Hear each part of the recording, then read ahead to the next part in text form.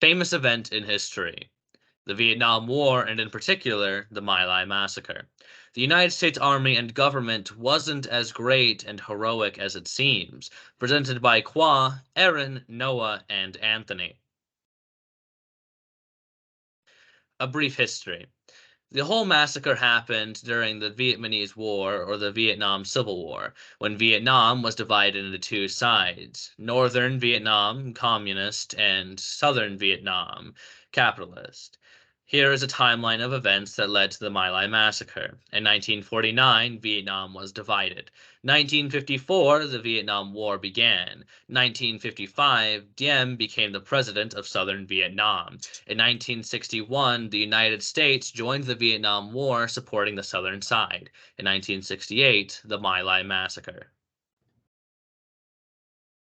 Let's talk about why war broke out in Vietnam and the events leading up to the My Lai massacre.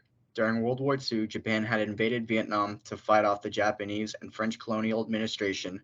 Ho Chi Minh, who was a political leader inspired by Chinese and Soviet communism, formed the Viet Minh, otherwise known as the League of Independence of Vietnam. Shortly after World War II, Japan had withdrawn their forces, leaving French educated Emperor Bao Dai in control of the region. Seeing an opportunity to seize power of Vietnam, Ho's Viet Minh took over the northern city of Hanoi and declaring a Democratic Republic of Vietnam, otherwise known as the DRV. They named Minh as their president. Looking to regain control of the region, France backed Emperor Bao and set up the state of Vietnam in July of 1949. They named the city of Saigon as their capital. Both Ho Chi Minh and Emperor Bao Dai wanted the same thing, and that was a unified Vietnam. Minh wanted a version of Vietnam under communist rule, and Emperor Bao wanted Vietnam to be under influences of cultural and economic ties to the West. As tensions grew over the years, war eventually broke out in 1954. In May of 1954, Northern Viet Minh had won a battle of Dien Bien Phu. This victory ended almost a century of French colonial rule in Indochina. This led to a treaty being signed in July of 1954 at a Geneva conference, which had Vietnam split into a northern region, which was controlled by Minh, and a southern region controlled by the emperor. In 1955, anti-communist politician Diem had overtaken Emperor Bao as president of the southern region of Vietnam. With the United States policies against any allies of the Soviet Union, President Dwight D. Eisenhower pledged his firm support for Diem and South Vietnam. Diem's security forces cracked down on Viet Minh supporters within the South. These supporters were called Viet Cong, otherwise known as Vietnamese Communist. In December of 1960, Diem's opponents within the South, communist and non-communist, formed a National Liberation Front to resist Diem's regime. In 1961, President Kennedy of the United States had sent a team to South Vietnam to report on conditions within the regime. They advised the President Kennedy to build up forces among the area and to send aid to Diem to help confront the Viet Cong. President Kennedy feared something known as the domino theory. This theory was that if one Southeast Asian country would fall under communist rule, other countries would follow suit. By 1967, anti-war protests broke out across America, as by this time there was over 500,000 U.S. troops in Vietnam, and it had amassed a total of 15,058 killed and 109,527 wounded. President Nixon attempted to limit the number of American casualties, so he made a program called Vietnamization, which was withdrawing American forces, increasing bombardment, and giving South Vietnamese training and weapons to help support their offenses. Nixon continued public peace talks in Paris. The North Vietnamese insisted that the United States completely withdraw from the region, and the U.S.-backed General Nguyen Van Thieu lose his position within the South Vietnamese army as conditions of peace. These peace talks would end up stalling many times. This would lead us to the My Lai massacre. All right, let's talk about the midlife massacre. Long story short, in German village onto a regular day during the Vietnam War, nearly an entire village of some men were murdered with no mercy. The culprit, the murderer of the massacre, was none other than the U.S. Army soldier. He fired at the baby with a .45. He missed. We all laughed. He got up 3 or 4 feet closer and missed again. We laughed. Then he got up right on top and plunged him. Those were the words of a U.S. soldier of the My Lai massacre during the trial for the massacre, recounting the scene that both him and his mate witnessed when one of the U.S. soldiers mercilessly ended the life of a baby in My Lai sub-hamlet of the Surmi village. The massacre took place in Surmi village in both My Lai and Mika sub-hamlet in Southern District, Wangai Province. The massacre happened on March 16, 1968. It was a remarkable event when nearly an entire village in the Vietnam were brutally and mercilessly murdered by U.S. soldiers when the U.S. soldiers were on the mission of searching for the Vietcong soldier. It left not only a dirty stain to both the history of the United States and the history of the U.S. Army, but also traumatized memory not only to the survivor of the massacre, but the entire population of Vietnam back then and today every time the story was told. For the victim, the Vietnam government listed 504 victims were killed in both My Lai and Mika sub-hamlet. However, the U.S. government only lists 347 victims killed in My Lai sub-hamlet. The one who died in Mika was excluded. Majority of these victims were women and children, both old and young of all ages. And keep in mind that all victims were unarmed, no weapon, and can even defend themselves from the gun and the bullet of the U.S. soldier. For these dead, the one responsible was the Lieutenant William L. Rusty Colley Jr. He claimed that it was Captain Ernest L. Medina who ordered him and his platoon to kill the Surmi villager.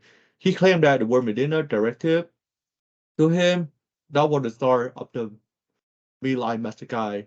According to Kelly, when Medina learned that a large group of Vietnamese civilians were responsible for the slow movement of the platoon, Medina told him to get rid of them. However, Medina denied Kelly's accusation of him giving order to Kelly to start the My Lai massacre. The whole scene of the massacre was actually worse than itself. Not only they kill the Vietnamese villager with extreme slaughter, they also commit sexual crime like rape. At the same time, they would also destroy houses, questioning whether or not there were people hiding, trying to escape away from the U.S. soldier. The soldiers showed no mercy when faced with the innocent unarmed villager who couldn't even resist or run away from them. These are few photos of the some victims of the massacre. You can see the corpse of Mr. Trung Ta, who was 72 when killed, thrown down into the well. At the same, also there was a corpse of unidentified Vietnamese man and a child killed by the U.S. soldier in the massacre. There are more photos of these victims on the internet. However, due to extreme you can feel free to the internet. Only one soldier from the US side actually helped be the hero and save the villager. It was Warrant Officer Hugh C. Thompson, who were part of an aerial scout unit from American Division 123D Aviation Battalion.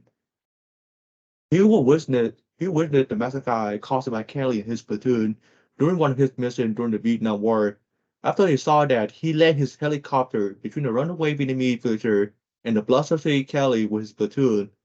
He then ordered his door gunner, Specialist 4 Larry Colbert, to fire on the U.S. soldier if they refused Thompson's order to end the manslaughter. Thompson actually helped save and evacuate a few of the villagers from Kelly's platoon. The My Lai Massacre is what pushed for there to be greater military oversight, both from a humanitarian perspective and greater oversight from the military criminal courts. Of all the platoon, only 6 were tried for their crimes and court-martialed, and among those 6, only Lieutenant William L. Calley was found guilty of the murders of 22 villagers among hundreds of victims. On the U.S. side, after the massacre, the American people were horrified by what had occurred. Moreover, Americans found it disturbing that the United States government would try so hard to cover up the massacre. While the American support for the war was waning, the government was now beginning to consider withdrawing from Vietnam. A year after the massacre, students protesting the war in Kent State University were shot by the National Guard. The students marked another major turning point for withdrawing from Vietnam. However, it would take another 3 years for the United States to fully pull out of Vietnam. On the Vietnamese side, the site where the massacre took place became a memorial place in Son Mai, Son Tien District, Cong Ngoai Province.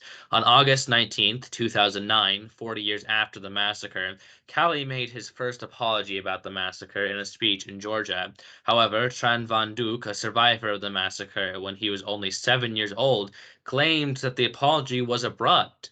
He claimed that time did not ease the pain, as the grief and sorrow over the lost lives will forever stay in My Lai.